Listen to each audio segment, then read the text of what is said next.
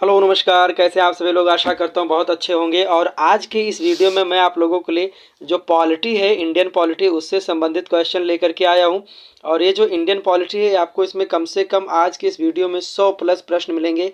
और इस 100 से ज़्यादा, एक 5 वीडियो में 500 का टोटल पीडीएफ है, तो 500 के पीडीएफ जो है उनमें से 100 का मैं आप लोगों को वीडियो प्रोवाइड करूँगा। बहुत फास्ट फॉरवर्ड मोड में होगा, केवल रिवीजन मोड होगा। बहुत ज़्यादा एक्सप्लेनेशन आप लोगों को नहीं मिलेगा, लेकिन रिवीजन आपका 150% होगा। तो ये वीडियो आप लोगों के लिए जो 1 फरवरी को होने वाली है, शुभम शुक्ला जी के द्वारा जो आयोजित करवाया जा रहा है टीएसई का पेपर जो है, वो बेसिकली आप लोगों को उस पेपर में यहाँ से प्रश्न देखने को मिल सकते हैं। क्योंकि मैं एक्सपेक्टेड क्वेश्चंस की पीडीएफ मैंने तैयार की है और बहुत अच्छे से आप लोगों को ये हेल्प करेगा। तो चलिए शुरुआत करते हैं। सबसे पहले आप लोगों को यहाँ पर, ठीक है, कुछ प्रश्न देखने को मिलेंगे और ये वन लाइनर है। सबसे तो शुरुआत करते हैं। अपने सभी साथियों के साथ से शेयर जरूर करें, वीडियो को अंत तक देखें। किस अधिनियम द्वारा भारत में अंग्रेजों को किस अधिनियम द्वारा भारत में अंग्रेजों को किस अधिनियम द्वारा भारत में प्रांतों को, अंग्रेजों को नहीं, प्रांतों को स्वायत्ता प्रदान की गई थी। स्वायत्ता मतलब फ्रीडम प्रदान की गई थी।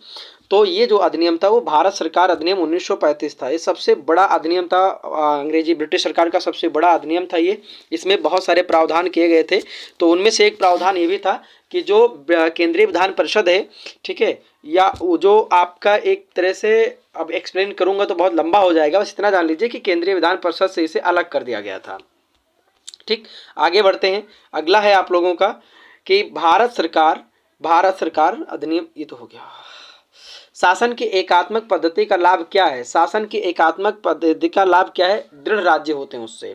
जिस संविधान सभा द्वारा भारत के संविधान का अधिनियम किया गया, उसके सदस्य थे विभिन्न प्रांतों की विधानसभाओं द्वारा निर्वाचित थे। भारतीय संविधान में आपात उपबंध कहाँ से लिए गए हैं? भारत सरकार अधिनियम 1935 से आपात उपबंध ले गए हैं।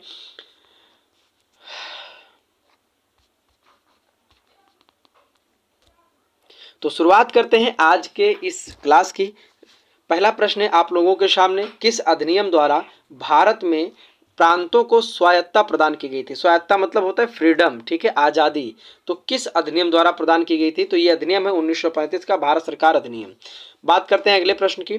तो शासन की एकात्मक पद्धति जो होती है, उससे क्या लाभ होते हैं? तो उससे लाभ होता है कि जो राज्य होता है, स्टेट होता है, वो दृढ़ होता है, मजबूत होता है, शक्तिशाली होता है। जिस संविधान सभा द्वारा भारत के संविधान का अधिनियम किया गया, उसे बनाया गया, उसके सदस्यों का निर्वाचन कैसे हुआ था? तो उसके जो सदस्य थे वो विभिन्न प्रांतों की विधानसभाओं से निर्वाचित किए गए थे। यानी कि ये प्रत्यक्ष निर्वाचन नहीं था। बस अगर आपसे पूछा जाए कि संविधान सभा के जो सदस्य थे उनका प्रत्यक्ष निर्वाचन किया गया था, तो गलत हो जाएगा, क्योंकि उनका प्रत्यक्ष निर्वाचन नहीं हुआ था। वो विधानसभाओं की, प्रांतों की विधानसभाओं द्वारा निर्वाचित हुए थे। भारतीय संविधान में आपात उपबंध जो है वो कहाँ से लिया गया है? तो आपात उपबंध जो भारत सरकार अधिनियम 1935 से ही लिया गया है। भारत की संविधान सभा किसके कहने पर बनाई गई थी? कैबिनेट मिशन के आदेशानुसार, कैबिनेट मिशन के आधार पर, कैबिनेट मिशन की संस्तुतियों पर जो है भारत की संविधान सभा बनाई गई थी। इससे पहले भी, कैबिनेट मिशन के पहले भी आपका क्रिप्स मिशन आया था, उसके पहले साइमन कमीशन आया था। तो इन सब के आधार पर हम भारतीयों ने नकार दिया कि हम इस प्रकार की किसी भी संस्तुति को नहीं मानेंगे। लेकिन जो आपकी कैबिनेट मिशन लेकर के आया गया 1946 में, कैबिनेट मिशन कब आया था? 1946 में, ठीक है, 1946 में। तो इसकी संस्तुतियों के आधार पर भारतीय जितने भी नेतृत्वकर्ता थे उस समय वो सहमत हो गए। भारत के संविधान सभा का अध्यक्ष कौन था? डॉक्टर राजेंद्र प्रसाद थे। भारतीय संविधान की प्रस्तावना में किस प्रकार के न्याय की बात की गई है? किस प्रकार के न्याय की बात की गई है? सामाजिक न्याय की बात की गई है, आर्थिक न्याय की बात की गई है, राजनीतिक न्याय की बात की गई है। यानी 3 प्रकार के न्याय की बात की गई है। अगर आपसे पूछा जाए, ठीक है, कि भारतीय संविधान के प्रस्तावना में कितने प्रकार के न्याय की बात की गई है, तो 3 प्रकार के न्याय की बात की गई है। आपसे पूछा जाए कितने प्रकार के स्वतंत्रता की बात की गई, तो 5 प्रकार के स्वतंत्रता की बात की गई है। अगला प्रश्न है आप लोगों के सामने, संविधान की प्रस्तावना में भारत को किस रूप में घोषित किया गया है? तो ये संविधान में जो बताया गया है कि भारत कैसा है, वो आप लोगों को लाइन क्रम में याद रखनी है। एक प्रभुत्व संपन्न है, जो भी मान लीजिए, प्रभुत्व संपन्न है, प्रभुसत्ता संपन्न, समाजवादी, पंथ निरपेक्ष, लोकतांत्रिक गणराज्य। ये आपका भारत का वर्णन है। किसमें? भारत का जो संविधान है और उस संविधान का एक अपना प्रस्तावना है, उस प्रस्तावना में भारत पूर्ण संप्रभु लोकतांत्रिक गणतंत्र कब बना था या गणराज्य कब बना था? तो 26 नवंबर 1949 को बना गया था। नहीं नहीं नहीं नहीं, 26 नवंबर 1949 को नहीं, 26 नवंबर 1950 को। यहाँ पर इन्होंने गलत लिख रखा है, 26 नवंबर 1950 को होगा। उसी दिन से हमारा गणतंत्र, देश गणतंत्र बना था 26। ये गलत है, प्रश्न गलत है। इसमें ये होना चाहिए था कि भारत का जो है बनकर, संविधान बनकर कब तैयार हुआ था? तो 26 नवंबर 1949 को संविधान बनकर तैयार हुआ था। ठीक है, जो भारत है वो संपूर्ण जो है लोकतांत्रिक प्रभुसत्ता संपन्न, यानी इसका गणतंत्र कब लागू हुआ था? गणतंत्र लागू हुआ था 1950 को। ठीक है, 26 जनवरी 1950 को। संविधान की उद्देशिका का संशोधन कितनी बार किया गया था? उद्देशिका का केवल एक बार। उद्देशिका मतलब प्रस्तावना। ठीक, उद्देशिका प्रस्तुत किसने किया था? जवाहरलाल नेहरू ने। इतना ध्यान रखिएगा। भारतीय संविधान में संघीय शब्द का प्रयोग कहाँ पर हुआ है? संघीय शब्द का प्रयोग संविधान में कहीं पर भी नहीं हुआ है। भारतीय संविधान के अनुच्छेद 1 में क्या घोषणा की गई है? इंडिया अर्थात वो क्या है? राज्यों का संघ है। इंडिया अर्थात भारत क्या है? राज्यों का संघ है। ये भारत के अनुच्छेद 1 में घोषणा की गई है। किस अनुच्छेद में इंडिया को भारत भी कहा गया है? अनुच्छेद 1 में कहा गया है कि इंडिया दैट इज भारत। दो नाम मिलते हैं संविधान में। भारत में किस प्रकार का संघवाद देखा जाता है? संघ बनाकर राज्यों का गठन करना, यानी कि जो आपका है वो अर्ध संघीय है। भारत जो है वो अर्ध संघीय है। अर्ध संघीय मतलब कि आधा तो संघवाद है, अर्ध संघीय, और आधा क्या है?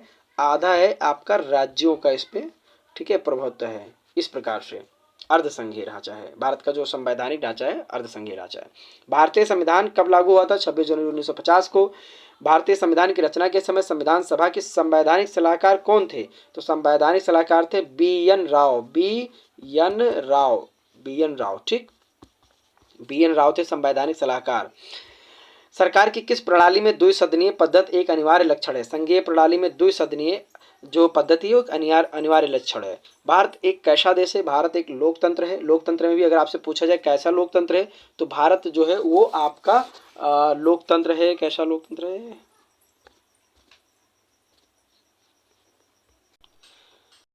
भारत एक कैसा देश है? तो भारत एक लोकतंत्र देश है। इसका ध्यान रखिएगा। भारत लोकतंत्र है, लोकतंत्रात्मक गणराज्य है। भारत में एकल नागरिकता की अवधारणा अपनाई गई है। कहाँ से? इंग्लैंड से एकल नागरिकता है भारत में। अमेरिका में दोहरी नागरिकता है। अगर अमेरिका की पूछी जाए तो अमेरिका में दोहरी नागरिकता है, भारत में एकल नागरिकता है। भारत में संसदीय प्रणाली कहाँ से ली गई है? तो ये भी इंग्लैंड से ली गई है, और एकल नागरिकता भी इंग्लैंड से ली गई है। संविधान का कौन सा भाग नागरिकता के प्रावधानों से संबंधित है? तो भाग जो 2 है वो आपके नागरिकता के प्रावधानों से संबंधित है कि भारत का नागरिक कौन कहलाएगा, कैसे भारत का नागरिक बना जा सकता है, कैसे भारत की नागरिकता छोड़ी जा सकती है। भारतीय जो संविधान है वो किसके निकट है? नहीं, भारतीय संघवाद कहाँ से? संघ भारत, ये यहाँ पर थोड़ा सा इन्होंने टाइपिंग मिस्टेक किया है। प्रश्न ये है कि जो भारतीय संविधान में जो संघ की परिभाषा है या जो संघीय ढांचा है वो कहाँ से लिया गया? वो कनाडा से लिया गया है। ये भारतीय संविधान ने भारतीय महासंघ की योजना किसके संविधान से ली है? तो कनाडा के। ये वाला प्रश्न है। भारत के संविधान का निर्माता किसे माना जाता है? डॉक्टर भीमराव अंबेडकर को। भारतीय संविधान के आधारभूत अभिलक्षण कौन से हैं जिन्हें अनुच्छेद 368 के अंतर्गत संशोधित नहीं किया जा सकता है? यानी कि 368 में जो है वो साधारण बहुमत के आधार पर, ठीक है, अब यहाँ एक्सप्लेन करने लग गया मैं। साधारण बहुमत के आधार पर 368 का मतलब है कि उन्हें संशोधित किया जाएगा संविधान को। लेकिन कुछ टॉपिक ऐसे हैं, कुछ विषय संविधान में ऐसे रिजर्व किए गए हैं जिन्हें 368 के अंतर्गत संशोधन नहीं किया जाएगा, उन्हें विशेष बहुमत से किया जाएगा। जैसे संप्रभुता है, भूभागीय है, अखंडता है, संघीय प्रणाली है, न्यायिक समीक्षा है, और शासन की संसदीय प्रणाली है। विश्व में सबसे बड़ा संविधान किस देश का है? तो भारत का है। विश्व में सबसे पुराना लोकतंत्र जो है, ठीक है, सबसे बड़ा लोकतंत्र किसका है? भारत का लोकतंत्र है। इसे पूछा जाए, आपसे पूछा सबसे छोटा संविधान कहाँ का है? तो वो अमेरिका का है। संघ सूची में कितनी मदें हैं? तो 97 विषय हैं। मदें मतलब विषय। संघ सूची में 97 विषय हैं। स्वतंत्र भारत में कौन सी प्रणाली लोकतंत्र के वास्तविक आधार के विपरीत जाती है? तो जाति व्यवस्था जो है लोकतंत्र के वास्तविक आधार के विपरीत जाती है। ठीक है, चलते हैं और आप लोगों को कुछ प्रश्न दिखाते हैं।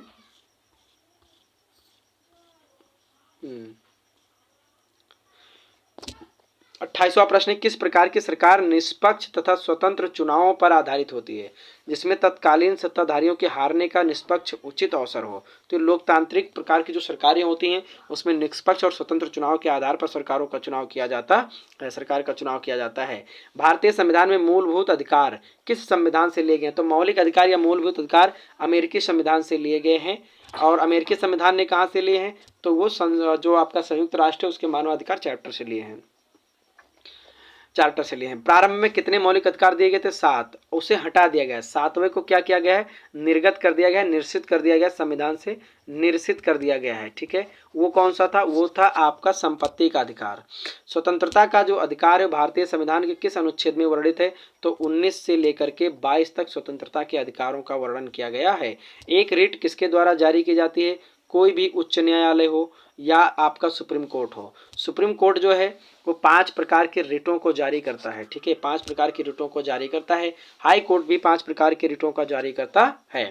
निजी स्वतंत्रता का एक आधार क्या है? वो बंदी प्रत्यक्षीकरण है। ये रिट जारी किया जाएगा, बंदी प्रत्यक्षीकरण। बंदी को प्रत्यक्ष लेकर के आओ हमारे सामने, सुप्रीम कोर्ट जारी करेगा अगर इस रिट को। रिट मतलब आदेश होता है, एक ऐसा आदेश, ठीक है, जो मौलिक अधिकार, अगर आपका कोई मौलिक अधिकारों का हनन कर रहा है तो उसके लिए आप सुप्रीम कोर्ट या हाई कोर्ट जाकर के रिट जारी करवा सकते हैं। किसी व्यक्ति के अवैध निरोध के मामले में, किसी व्यक्ति के अवैध निरोध के मामले में, अवैध निरोध के मामले में न्यायालय द्वारा किस मतलब कौन सा रिट जारी किया जाता है? तो अवैध निरोध, निरोध मतलब पकड़ लिया जाना, गिरफ्तार कर लिया जाना। अवैध मतलब गलत तरीके से गिरफ्तारी करना, गिरफ्तारी का उचित कारण न बताना, गिरफ्तारी के समय गलत तरीके से उठा करके ले जाना, तो उस प्रकार से। और 24 घंटे के अंदर कोर्ट में ना पेश करना, थाने में ही बंद करके रखना। तो बंदी प्रत्यक्षीकरण का रिट जारी करवा करके उसे छुड़वाया जा सकता है। अगला, भारतीय संविधान में किस प्रकार की रिटों की विशिष्ट व्यवस्था की गई है? तो प्रमादेश जो है और प्रतिषेध है, ये विशेष रिटों में आते हैं। भारतीय संविधान में कितने प्रकार के प्रादेश यानी रिट जारी किए जा सकते हैं? 5 प्रकार के, जैसा कि मैंने आपको बताया भी। कौन सी याचिका या प्रमादेश कोर्ट द्वारा किसी सरकारी अधिकारी को उनके आधिकारिक कार्यों के लिए दी जाती है? प्रमादेश दिया जाता है। भारतीय संविधान के अनुसार जीवन जीने का अधिकार क्या है? एक मौलिक अधिकार है। किस मौलिक अधिकार के तहत मानव व्यापार निषेध, शोषण के विरुद्ध का अधिकार, जो मानव का आप व्यापार नहीं कर सकते हैं, मानव का व्यापार जो है वो निषेध है, मना ही है।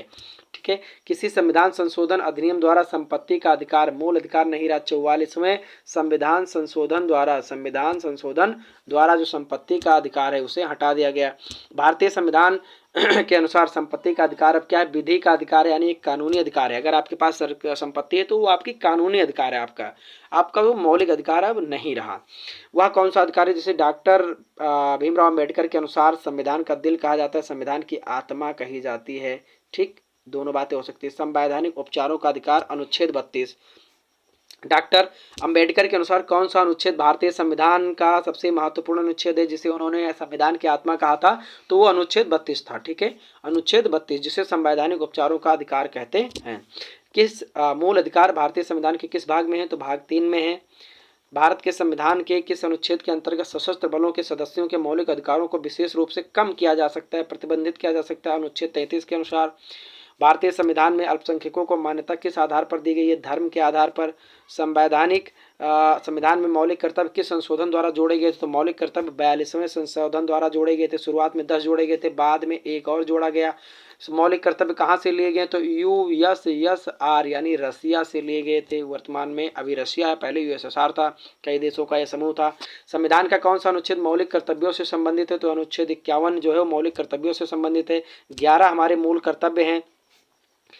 मौलिक कर्तव्य हमारे कितने हैं? 11 हैं। कुछ संविधान ने हमें 6 जो है मौलिक अधिकार दिए हैं और हमें हमारे कर्तव्य भी उसी में संविधान में वर्णित किए गए हैं कि हमारे कुछ कर्तव्य भी हमारे देश के प्रति, राष्ट्र के प्रति, देश के लोगों के प्रति बनते हैं। मौलिक अधिकारों का निलंबन कौन कर सकता है? राष्ट्रपति कर सकते हैं। मौलिक अधिकारों पर यथाउचित प्रतिबंध भी लगाया जा सकता है। किसके द्वारा? संसद के द्वारा। नागरिकों और विदेशियों दोनों को क्या क्या कौन कौन से मौलिक अधिकार प्राप्त हैं? विधिक अधिकार प्राप्त हैं। किसी धर्म विशेष के संवर्धन के लिए, बढ़ोतरी के लिए करों के भुगतान की अनिवार्यता, यानी कर नहीं देना पड़ेगा, उसकी मुक्ति की गारंटी दी गई अनुच्छेद 27 द्वारा। भारतीय संविधान का कौन सा अनुच्छेद अस्पृश्यता का उन्मूलन करता है, यानी छुआछूत अस्पृश्यता का जो उन्मूलन है वो अनुच्छेद 17 करता है। कतिपय मौलिक अधिकार विदेशियों को नहीं दिए जाते हैं। ठीक है, कतिपय कुछ मौलिक अधिकार जो है वो विदेशियों को नहीं दिए जाते हैं। कतिपय मतलब कुछ होता है। मत देने का अधिकार किस कोटि से संबंधित है? राजनीतिक अधिकार है। ठीक है, किस कोटि? कोटि मतलब यहाँ पर प्रकार से है। कोटि मतलब यहाँ पर क्या है? प्रकार से है। तो जो मत देने का, वोट देने का अधिकार है वो एक आपका राजनीतिक अधिकार है। It's not your fundamental right. ठीक है, आगे चलते हैं। हालांकि ये फंडामेंटल राइट्स में निहित होता है। अगले प्रश्न पे चलते हैं। मूल अधिकारों से संबंधित मामला कौन सा है? मूल अधिकारों से संबंधित मामला कौन सा है? तो गोलकनाथ केस बनाम पंजाब राज्य 1967, ये मूल अधिकारों से संबंधित है।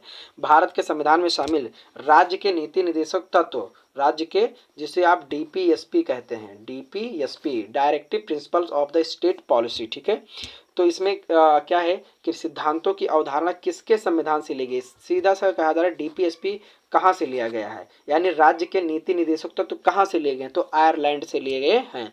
भारतीय संविधान का भाग 4 किससे संबंधित है? राज्य के नीति निर्देशक तत्व यानी डीपीएसपी से संबंधित है।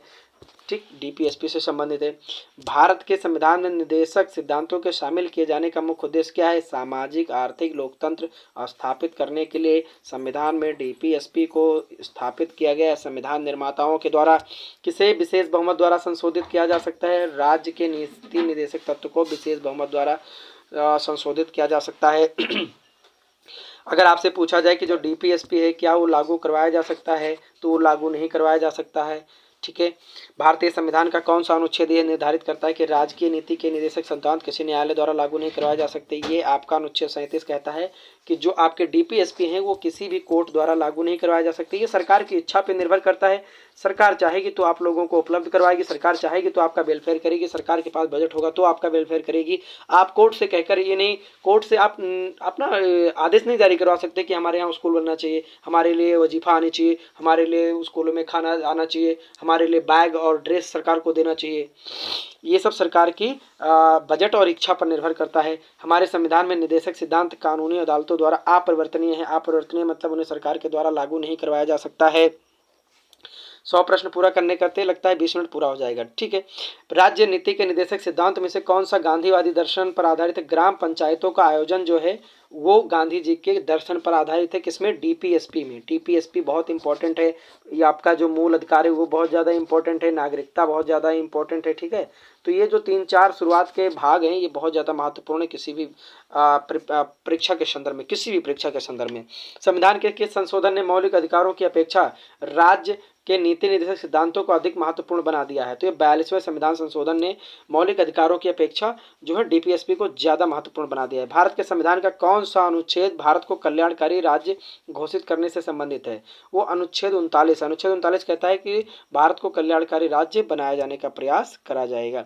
राष्ट्रपति द्वारा राष्ट्रपति आपात स्थिति की घोषणा किए जाने के बाद किस अवधि तक उसका अनुमोदन संसद के प्रत्येक सदन द्वारा हो जाना चाहिए? 1 माह के भीतर। अगर राष्ट्रपति उठे सुबह और घोषित कर दे कि कल से आपातकाल लागू है तो उसको राष्ट्रपति संसद से पारित भी करवाएगा। उपराष्ट्रपति पदेन अध्यक्ष होता है कहाँ का? राज्यसभा का। अगर राज्यसभा से उपराष्ट्रपति नहीं है उस समय तो उसके कार्यभार को कौन देखेगा? उसके कार्यभार को देखेगा वो वहाँ पर उपाध्यक्ष जो होता है, उपसभापति जो होता है वो देखेगा। भारत को उपराष्ट्रपति बनने के लिए न्यूनतम आयु 35 वर्ष, राष्ट्रपति बनने के लिए भी 35 वर्ष होना चाहिए। ठीक, और लोकसभा का सदस्य बनने के लिए 25 वर्ष लोकसभा का, और राज्यसभा का जो है सदस्य बनने के लिए आपके पास 30 वर्ष का की उम्र होनी चाहिए। भारत के उपराष्ट्रपति के पद पर लगातार 2 बार कौन थे? डॉक्टर एस राधाकृष्णन थे। लगातार 2 बार राष्ट्रपति आपके डॉक्टर राजेंद्र प्रसाद भी थे। भारत का राष्ट्रपति किसका एक अभिन्न अंग है? तो संसद का है। संसद का एक अभिन्न अंग कौन है? राष्ट्रपति है। संसद के कितने भाग है? संसद के कितने भाग है? तो 2 है, लोकसभा और राज्यसभा। लोकसभा और राज्यसभा। लोकसभा और राज्यसभा।